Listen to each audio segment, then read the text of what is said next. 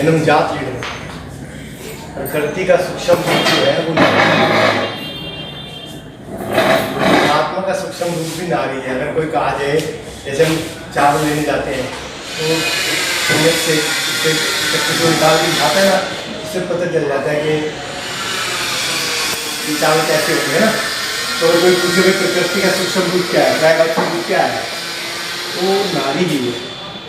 नारी चाहे माँ के रूप में हो, चाहे बहन के रूप में हो, चाहे पत्नी के रूप में हो, चाहे बेटी के रूप में, सब रूपों में श्रेष्ठ है। आप देखते हो हमारे जितनी भी देवियाँ हुई हैं ना, वो भी सब नारी से ही संबंधित है। चाहे वो शक्ति का अवतार है तो कुछ नहीं है, शक्ति का अवतार भी नारी है।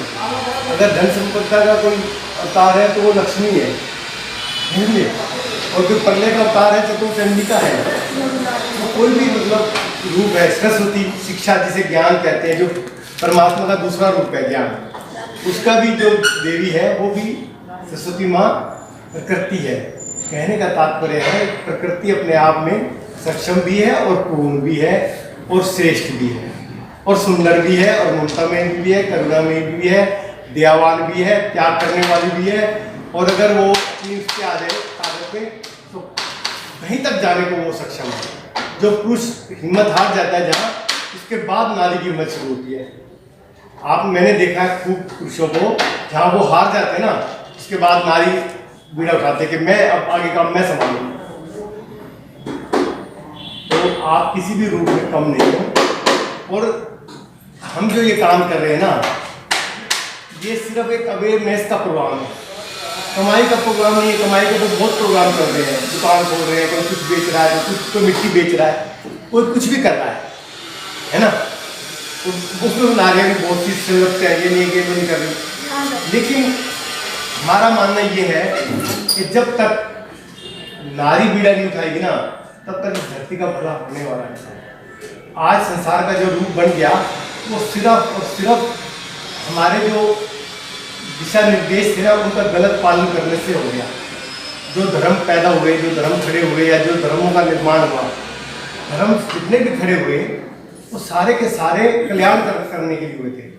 कोई भी धर्म ऐसा नहीं बना, चाहे वो हिंदू धर्म था, चाहे वो सिख धर्म था, चाहे वो मुस्लिम धर्म था, चाहे वो ईसाई धर्म था, वो कल्याण के लिए बने थे। लेकिन हमने उस कल्याण को पीछे करके स्वार्थ को आगे कर दिया, और उसका कारण ये बना कि आज पृथ्वी का जो रूप है वही अपने आप समाप्त होने की ओर जा रहा है। अब बचाने की सवाल आ गया इसको। अब बाकी चीज सवाल पीछे चले गए, पढ़ाई पीछे चली गई, तरक्की पीछे चली गई, विकास पीछे चला गया, बड़ी बड़ी बिल्डिंगें, इमारतें, बड़े बड़ी खोज सब पीछे चली गई। आज देखो परमात्मा के एक जीवाणु ने पूरी धरती को संकट में डाल दिया। बड़े बड़े मंदिर, गुरुद्वारे, गिरजाघर बंद हो गए। तो परमात्मा क्या चाहता है आप समझ जाओ। इससे ही अक्लमंद आदमी को इशारे समझ लेना चाहिए, नहीं समझे। जब परमात्मा ने अपने मंदिर बंद करवा दिए, अपने गुरुद्वारे बंद करवा दिए, अपने भंडारे बंद करवा दिए, अपने कीर्तन बंद करवा दिए, तो क्या चाहता है? वो चाहता है कि तुम परमात्मा को जैसे जानना चाहते हो वैसे मत जानो। अगर तुम परमात्मा को सही पाना चाहते हो या सही जानना चाहते हो ना, तो प्रकृति के द्वारा जानो। और एक बार बहन जी, अगर हमारा ध्यान प्रकृति से जुड़ गया ना, एक बार हमारी लगन प्रकृति के साथ जुड़ गई, फिर हमारी परेशानियां, हमारी दिक्कतें, हमारी समस्याएं समाप्त। बाकी किसी जीव को कोई समस्या नहीं है, क्योंकि वो प्रकृति के साथ जुड़ा है। मैंने एक बंदर को देखा, उसको 2 केले दिए, उसने एक केला बहुत इंसान से भी बढ़िया तरीके से खाया। उसके अंदर कोई प्रॉब्लम थी केले के अंदर, उसने फेंक दी। उसके बाद केले को बड़े चाव से खाया। दूसरे केले को उसने उसी तरीके से छीला, उसी तरीके से खाया, जितना खाया कर उतना खाया, बाद में फेंक दिया। ये नहीं करा मैं अपने बच्चे के लिए ले जाऊँ, अपने बेटे के लिए ले जाऊँ, या शाम को पता नहीं केला मिलेगा नहीं मिलेगा। आप सोचो बंदर की दुर्दशा हमारे से तो ज़्यादा ही खराब है ना।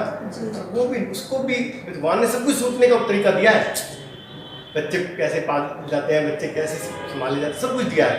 तो क्या स्टोरेज करने का तरीका नहीं दे सकता था भगवान को? नहीं दिया। यानी किसी को भी परमात्मा ने स्टोरेज करने के लिए नहीं दिया, श्रेष्ठ से श्रेष्ठ जीवन जीने का मौका दिया है, और उसके लिए हर व्यवस्था करी है। मनुष्य के लिए 1000 साल की व्यवस्था है। अगर आपकी जिंदगी 1000 साल होगा तो आप इस धरती पर बहुत आराम से जी सकते हैं, पर हमने सारी चीज़ें खत्म कर दी। तो मैं आपको जो निवेदन करना चाहता हूँ, मैं यही कहना चाहता हूँ, जो भी ये ग्रुप चला रहे हैं, जो भी काम कर रहे हैं, अच्छे से करो आप। लेकिन नारी होने के साथ नाते थोड़ी सी अपनी जागृति को, थोड़ी सी अपनी सोच को बदले। दुनिया के अंदर जितने भी परिवर्तन हुए हैं वो नारी के बिना आधार के नहीं हुए, प्रयोग के नहीं हुए। तो आप भी बदल सकते हो। ये मत सोचो मैं क्या करूँगी, मैं क्या कर सकूँ, मैं सोचूँ मैं क्या करूँगा, मैं इतनी उम्र का हो गया, बीमार है तो क्या करूँगा। नहीं, ये सोचने का काम मेरा नहीं है।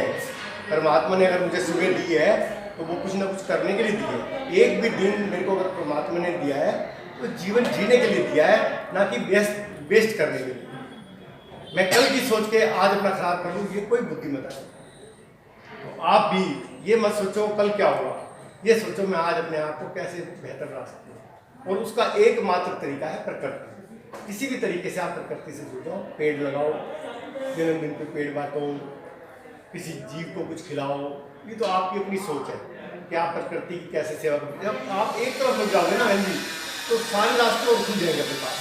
ये ऐसी चीज़ है।